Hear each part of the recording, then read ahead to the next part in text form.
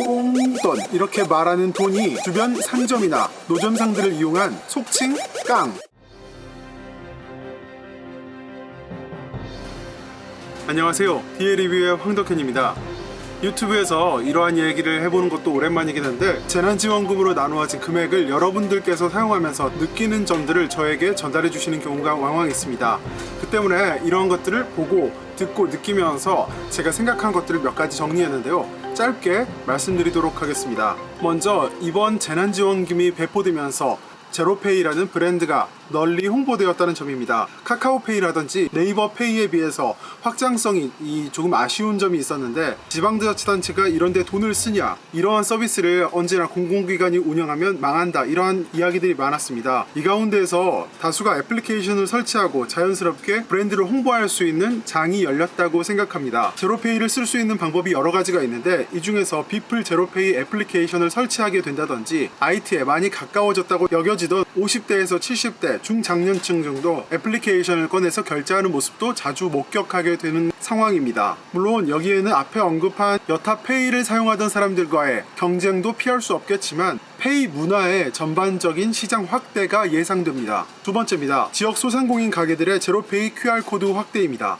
지역이나 거주지 특성에 따라 집 근처에서 그동안 사용하기 어려웠던 환경도 많았는데요, 재난지원금, 거칠게 말해서 약 10조 원이 시장에 풀리면서 업체들이 많이 설치하고 있는 상황입니다. 쉽게 말해서 현금에서 페이로 시장 이동이 일부 일어나고 있는 것인데, 일부에서 투명하게 이용되긴 했으나 그래도 남아있던 현금 시장, 예를 들어서 대형 시장이라든지 남대문 시장, 동대문 시장 같은 곳에 있던 현금 장사들이 표면화될 수 있다는 특징이 있습니다. 네, 세 번째입니다. 소비가 어느 정도 활성화될 수 있다는 그러한 기미가 보입니다. 예를 들어서 사람에 따라서 25만원에서 많게는 40만원까지 받게 되는 상황인데, 분노동 지원금, 속칭 공돈, 꽁돈 이렇게 말하는 돈이 들어옴에 따라서 많은 사람들이 벌써 500원에서 많게는 전액을 사용한 경우도 보았습니다. 초반에는 이러한 사용들이 조금 폭발적으로 늘면서 경제 활성화가 되는 요인의 일부로 작용하지 않을까 하는 생각을 해봅니다. 또한 노점상에서 제로페이를 설치할 가능성도 배제할 수 없게 되었습니다. 현금 거래가 카드 거래와 현금 거래 중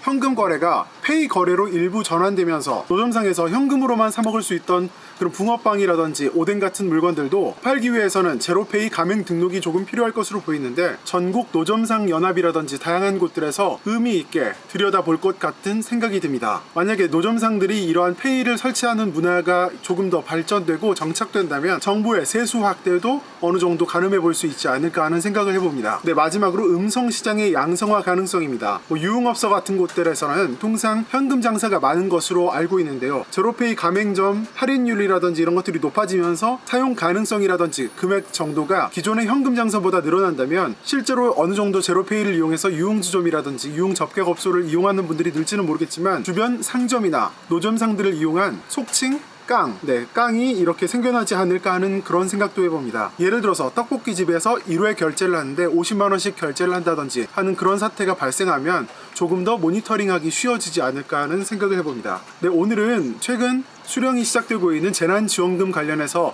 새로운 장소에서 한번 영상을 찍어보았는데요, 이 영상도 좀 재미있게 봐주셨으면 좋겠습니다. 시청해주신 여러분 모두 감사드리며 항상 건강하시길 기원하겠습니다. 시청해주신 여러분 모두 감사드립니다. 셋, 둘, 하나.